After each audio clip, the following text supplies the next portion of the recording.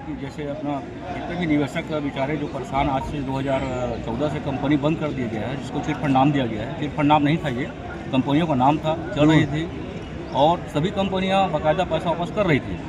लेकिन जैसे मोदी का कार्यकाल आया 2014 में, उन्होंने चिट फंड नाम घोषित करके सारी कंपनियों को बंद कर दिया।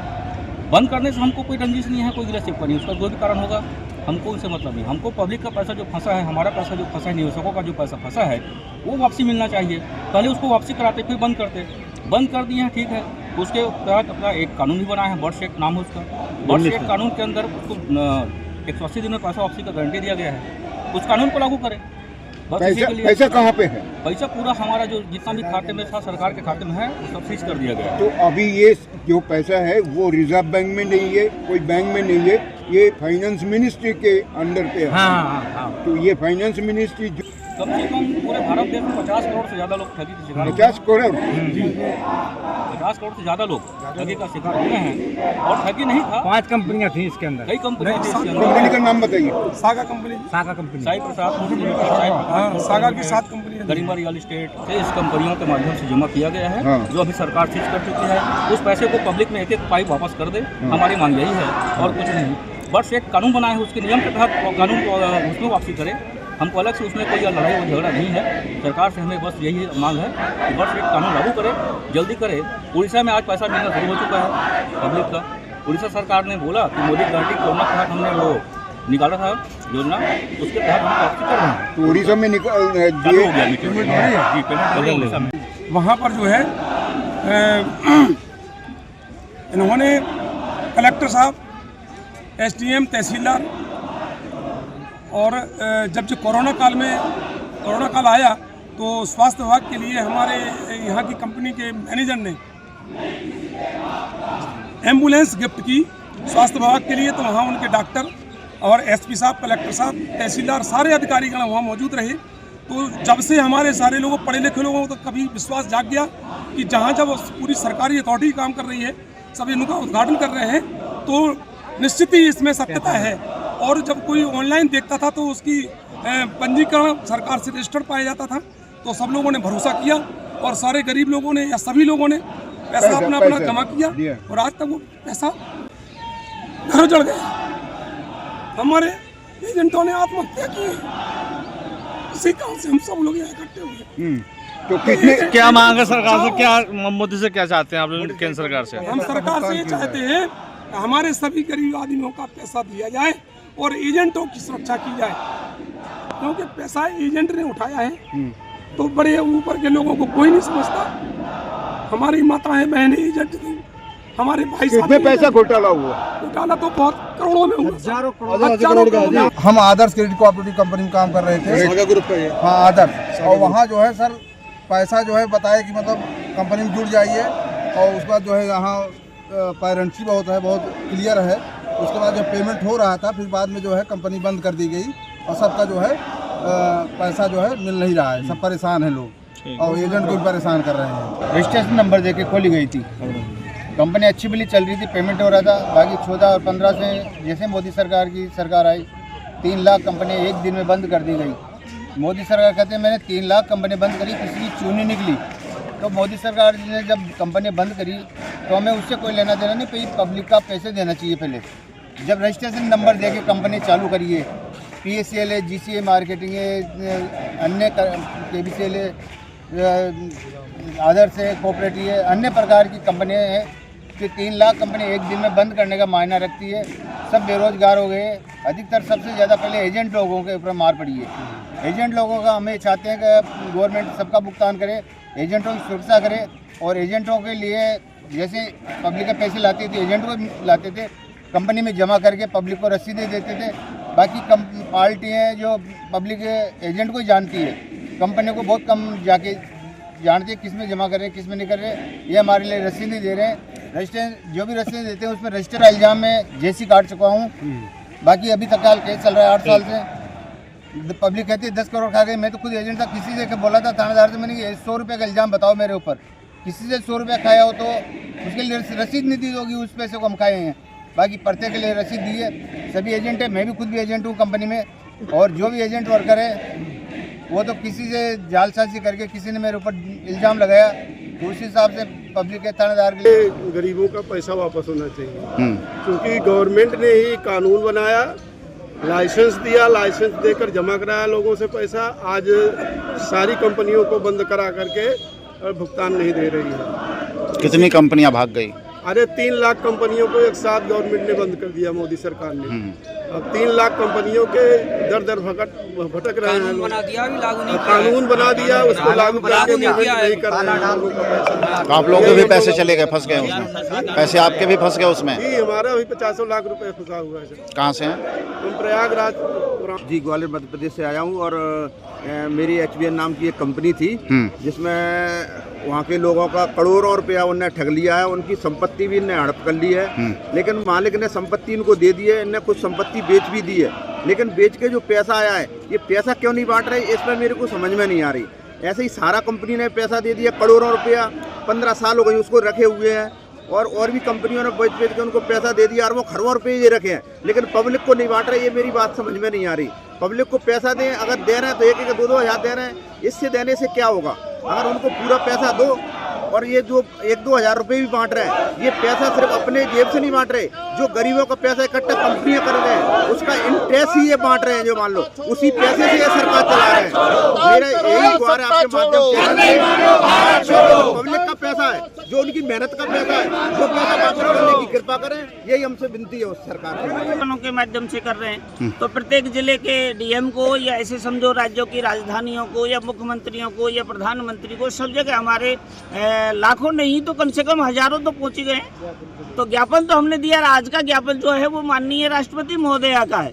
हम ये चाहते हैं कि जब देश में कानून बन गया है तो उसे कागज से निकालकर धरातल पर कब लाओगे, और जब तक आप धरातल पर नहीं लाओगे, 5 लाख व्यक्तियों ने हमारे सुसाइड कर लिया है और 5 लाख मर जाएंगे। लेकिन अब हम मरना नहीं चाहते हैं। आपको मैं बता दूं कि जैसे हमारे देश के अड़ोसी पड़ोसी जो देश हैं, जहां जब किसी भूख की इंतहा हो गई थी तब ये आम जनता क्रांति करती है, और हमारी भूख की इंतहा हो गई है क्योंकि मोदी सरकार ने एक जुमला दे रखा है। जैसे आपके चैनल को बताऊं, 15 लाख का जुमला था। वो कह रहे थे कि मैं काला धन लाऊंगा। अरे भैया, काला धन मत लाए, हमारा जो सफेद धन तेरे लाइसेंस है या तेरी राज्य सरकारों के लाइसेंस है, जो तुमने डुबो दिया है। तुम कहते हो मैंने 3 लाख कंपनियों को बंद कर दिया है। तो मैं तो सीधा सरकार से कह रहा हूँ, माननीय सुप्रीम कोर्ट से भी हमारी गुहार है, माननीय राष्ट्रपति महोदया से गुहार है कि केंद्र सरकार को, राज्य सरकार को, यदि वो वर्ड्स एक्ट कानून को धरातल पर इम्प्लीमेंट नहीं करती है तो सीधा हम इनका इस्तीफा मांगना चाहते हैं। ये सीधा इस्तीफा दो। हमारा तो नारा भी यही है, या तो भुगतान करो या सत्ता छोड़ो। जो भी सत्ता में आएगा वो भुगतान करेगा। भारत के कई राज्यों से लोग आए हैं आप लोग? यहाँ पर लगभग 20 राज्यों का प्रतिनिधित्व है और 20 राज्यों के लगभग 200 जिलों का प्रतिनिधित्व है। और आपको अगर संख्या देखनी है तो एक सबसे बड़ी संख्या हमारे यही यूपी में फतेहपुर में है। वहाँ विक्टिमों की संख्या जिला कार्यालय पर लगभग 13 लाख है। तो एक जिले से आप हमारे सारे जिलों को देखिए भारत में क्या हो रहा है। ना राजस्थान की डबल पर्ची की सरकार सुनना चाहती है, कहता है ना डबल इंजन की सरकार। हमारे लिए कुछ नहीं है। हमारा एक ही उद्देश्य है, वर्ड्स एक्ट कानून को धरातल पर लागू करें और देश के 50 करोड़ लोगों को जमा धन का 2 से 3 गुना भुगतान दिलवाए। वरना ये सत्यता है, जो नेपाल में हुआ है वो भारत में भी होगा, वो भारत में भी होगा। भुगतान करो या सत्ता छोड़ो, भुगतान करो या सत्ता छोड़ो, भुगतान करो या सत्ता छोड़ो। आदरणीय, मैं आपके चैनल से कहना चाहूंगा कि जब 200 साल के राज्य को हमारा एक नारा था वंदे मातरम, जैसे घर घर गूंजा था, उन्होंने 200 साल की गुलामी से आजाद दिलाई थी। ये जो हमारा नारा है भुगतान करो या सत्ता छोड़ो, ये कल से ही घर घर गूंजेगा और राज्यों की सरकारें सुन ले, चाहिए मोदी सरकार सुन ले, एक दिन हम आपको सत्ता से उखाड़। जो भी कंपनियां उनका लाइसेंस दिया है, सरकार ही जो है चुप्पी साधे बैठी है और न जाने कितने गरीबों का पैसा सरकार ने मार लिया है। और जो कानून बना, कौन सी company? LUCC credit cooperative society. पूरे भारत देश से लगभग 3.5 लाख कंपनियों के द्वारा जो ठगी की गई है, उसको लेकर के भारत सरकार ने कानून बनाया, वर्ड्स एक्ट 2019।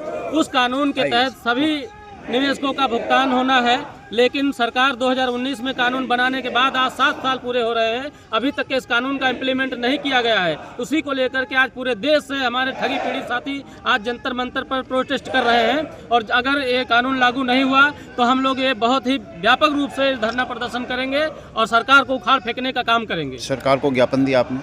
बहुत से बार हम लोग दे चुके हैं, अब तक के कई बार हम लोग यहाँ जंतर मंतर पर भी धरना प्रदर्शन कर चुके हैं, ज्ञापन कार्यक्रम कर चुके हैं, लेकिन अभी तक के इस पर कोई भी सुनवाई सरकार के जो भी गरीबों का पैसा है वापस करे, नहीं तो एक दिन ऐसा भूचाल आएगा कि उनको उखाड़ के फेंक दिया जाएगा।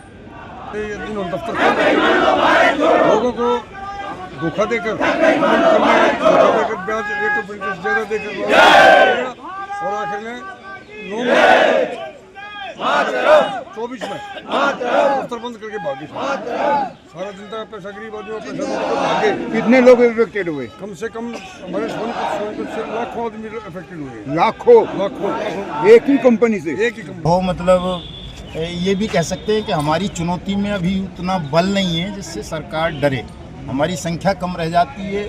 ये जो समस्या है 50 करोड़ लोगों से जुड़ी हुई है, लेकिन इसमें 1 लाख लोग भी आ नहीं पाते हैं। जिस दिन 1 लाख से ऊपर जब ये चुनौती बन जाएगी हमारी, उस दिन मोदी सरकार इसको गंभीरता से ले लेगी। आश्वासन की जहाँ तक बात है तो आश्वासन नहीं, बाकायदा कानून बना दिया है पार्लियामेंट ने इनके भुगतान की गारंटी का।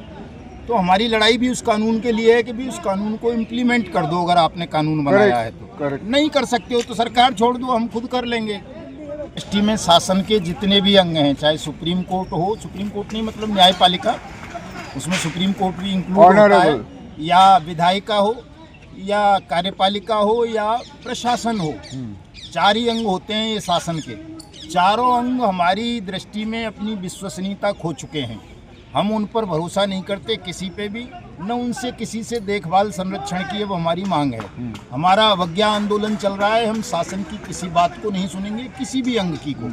और जब तक शासन हमारा भुगतान नहीं कर देगा तब तक लगातार शासन के प्रत्येक अंग का विरोध करते रहेंगे और एक दिन इतनी ताकत जुटाएंगे कि हम बिना किसी चुनाव के, बिना किसी संवैधानिक व्यवस्था के इस पूरे बेईमान शासन के तमाम अंगों सहित उखाड़ के फेंक दें, मिट्टी में मिला दें और एक नई शासन व्यवस्था हिंदुस्तान को दें जो वास्तव में लोकराज हो, लोकतंत्र हो, जनता की ताकत हो, जिसमें नागरिक सर्वोच्च हो और ये सब जो शासन की कुर्सियों पर बैठे हुए लोग हैं ये सब अपने आप को नौकर की हैसियत में ले आए। मैं जनता शासन, जनता सरकार की बात कर रहा हूँ। मैं पॉलिटिकल किसी को तो एक मुखिया बनाना पड़ेगा। मैंने कहा मैं किसी संवैधानिक व्यवस्था को नहीं मानूंगा, किसी कानून को नहीं मानूंगा। मैंने ये कहा कि लोकतंत्र में नागरिक सर्वोच्च होता है और यदि नागरिक की सर्वोच्चता न संविधान तय कर पा रहा है, न न्यायालय तय कर पा रहा है, न विधायिका तय कर पा रही है, न सरकार, तो इन सबको उखाड़ के फेंकेंगे। हम नई व्यवस्था देंगे जिसमें नागरिक सर्वोच्च बनाया है। वित्त मंत्रालय के प्रस्ताव पे ही बनाया है, तो हमारे लिए वित्त मंत्रालय भी ठग मंत्रालय है, पीएमओ भी ठग मंत्रालय है, सुप्रीम कोर्ट भी ठगी का एक अड्डा है। हमारे लिए इनका कोई महत्व नहीं है। आज से 7 साल हो गए कानून को बने हुए। उस कानून का पहला शब्द बी बट्स उस तक को न बोलने की हिम्मत न राष्ट्रपति में है, न प्रधानमंत्री में, न चीफ जस्टिस ऑफ इंडिया में, न किसी डीएम में, न एसपी में। तो हमारे लिए ये सब अपराधी हो गए। हम इन सबको अपराधी घोषित कर रहे हैं और ऐसे अपराधियों से भारत को मुक्ति दिलाएंगे। 1 साल का समय हमने आज दे दिया है। 1 साल के अंदर अंदर हम इतनी ताकत जुटा लेंगे, राष्ट्र को जागरूक कर लेंगे, पूरे राष्ट्र को एकजुट कर लेंगे कि इनको बिना किसी तीर के, तमंचा के, गोली के, मतदान के, बिना किसी बम के हम उखाड़ कर फेंक सकें, मिट्टी में मिला सकें और हिंदुस्तान को इन बेईमानों के, ठगों के खूनी पंजों से आज़ादी दिला सकें।